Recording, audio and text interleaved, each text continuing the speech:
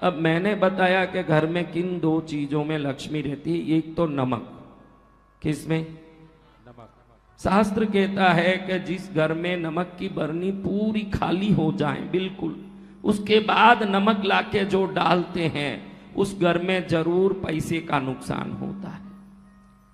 एक बरनी जो उपयोग करते हैं उसको भरा ही रखना चाहिए, वो खाली हो रहा है तो दूसरी एक बरनी रखनी चाहिए जिसमें से इसमें नमक भरते ही रहें। एक नमक की बरनी तो भरी हुई होनी चाहिए। अगर ऐसा नहीं है तो जरूर पैसे का नुकसान होगा। नमक ही पैसा है। पहले जमाने में नमक हलाल नमक हराम कहते थे। क्या कहते थे? नमक हलाल नमक हराम। नमक में सब कुछ है। नमक खा लिया और एहसान नहीं जताया तो उसको द्रोही कहा जाता था, क्योंकि नमक को ही पैसा माना जाता था पहले। अब नहीं है। अब राम जाने कितने दुष्ट नमक हराम हैं धरती में। दूसरा है झाड़ू। क्या चीज? झाड़ू में लक्ष्मी का निवास है। अरे झाड़ू तो कचरा निकालता है। अरे वो कचरा निकाल के साफ करेगा तभी तो वहां लक्ष्मी है, तभी वहां लक्ष्मी। जो झाड़ू को सुला के रखते हैं उनके घर में पैसा बेकार होता है। जिस घर में भी झाड़ू सुला के रखा जाता है निश्चित वहां बीमारी में, गोली में, दवाई में, फालतू में पैसा खर्च होगा। झाड़ू सीधा होना चाहिए घर के अंदर। जिस घर में झाड़ू सुला के रखते हैं निश्चित वहां पैसा जाएगा। क्योंकि बहनों को कुछ मालूम नहीं, हमको तो महाराज टीवी सीरियल देखने में ही बहुत समय लग जाता है। तो धर्म ध्यान ज्ञान वस्तुओं का विवेक ये कब आएगा? हमको तो टीवी सीरियल देखना है, क्योंकि सास भी कभी बहुत ही। हाँ, कौन सा टीवी सीरियल? कौन सा टीवी सीरियल देखा बहनों? रमेश, ध्यान रखना, आगे तुम ऐसे ही करते रहोगे तो मुझे 8वीं शादी करने के लिए मजबूर होना पड़ेगा। यानी कितनी कर चुकी है? 7। ये सीरियल देख के तुम में सती भाव आएंगे? नहीं आएंगे। कौन से सीरियल देखती हो? बोलो। यही आते हैं, तुम सिर भी हिलाओ, कौन सा बढ़िया कुछ आ गया है। सीरियल में बबक के रो रही है हीरोइन। क्या कर रही है? रो रही है। बबक बबक के रो रही है।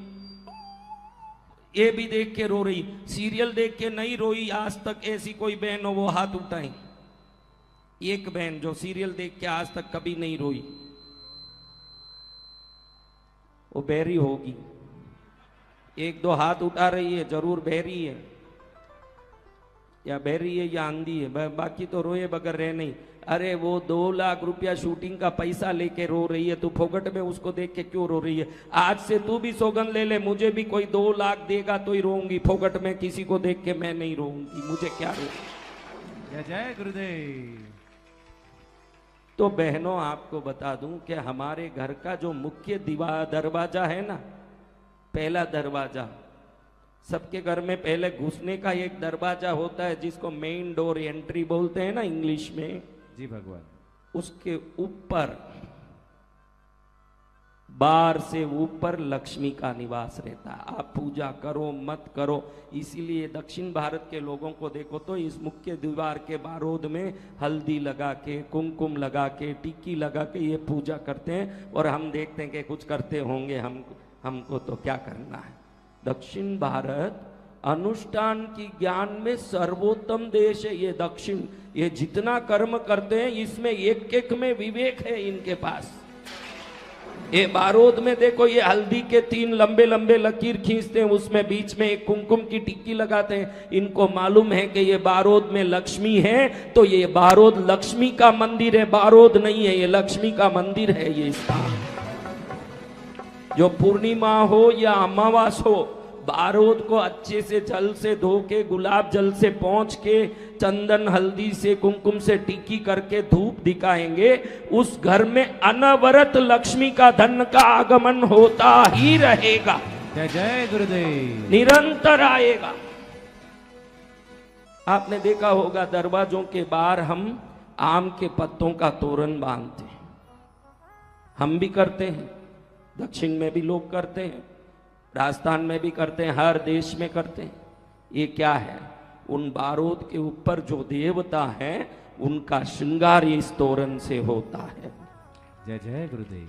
अब देखो, जो बारूद मुख्य दरवाजा है, घर से बाहर देखता है ना, दरवाजा जो घर से बाहर देखता है वो बाहर की दिशा में लक्ष्मी रहती है। घर के अंदर जो बारूद देखता है, एक ही बारूद का दो साइड है ना, एक साइड बाहर देखता है, एक साइड अंदर। बाहर की तरफ लक्ष्मी है तो अंदर की तरफ कुल देवी है।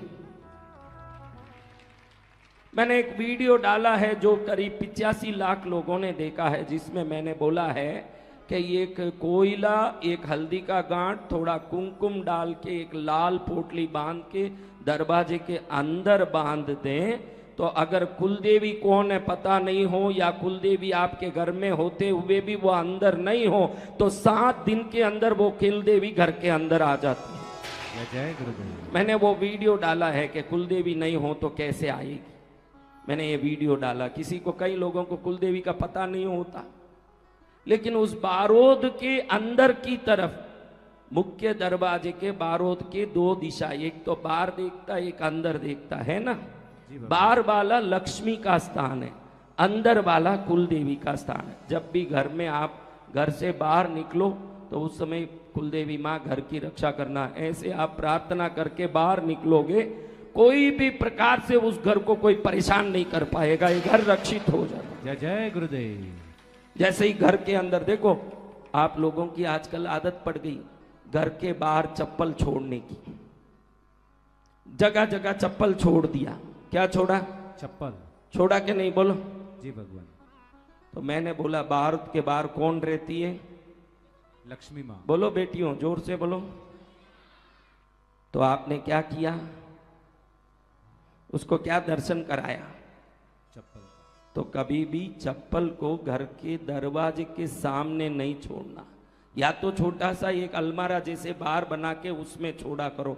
आजकल किसी को टाइम ही नहीं है, बहुत कम लोग हैं जो चप्पल छोड़े तब 2 चप्पल एक साथ छोड़ते होंगे। पैर ऐसे पटकते हैं, निकलते अंदर बाहर जाते आते समय, एक चप्पल अमेरिका की दिशा में जाती है तो एक चप्पल कन्याकुमारी की दिशा में जाए, है कि नहीं? देखो, आप ही देखो।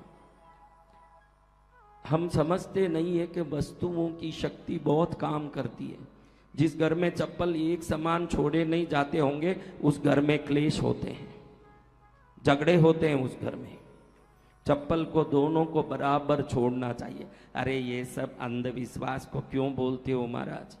बात आपके समझ से नहीं आती हो। हमारे पूर्वज पागल नहीं थे, हमारे पूर्वज कोई साधारण नहीं थे। उनको पता था कि राई में शक्ति है तो काली मिर्च में भी शक्ति है। मैं बोल रहा था ना कि शत्रु के घर में जाएंगे, अगर शत्रु ने कुछ कर लिया हो तैयारी के आपके ऊपर कुछ करना, तो क्या करना? दक्षिण भारत में कहावत है कि शत्रु के घर में शादी या मरगत में जबरदस्ती जाना पड़े तो मुंह में काली मिर्च चबाते जाओ। जब आप काली मिर्च को चबा के उसके रस को निगलते जा रहे हो तो बड़े से बड़े तांत्रिक का किया हुआ टोटका भी आपके ऊपर काम नहीं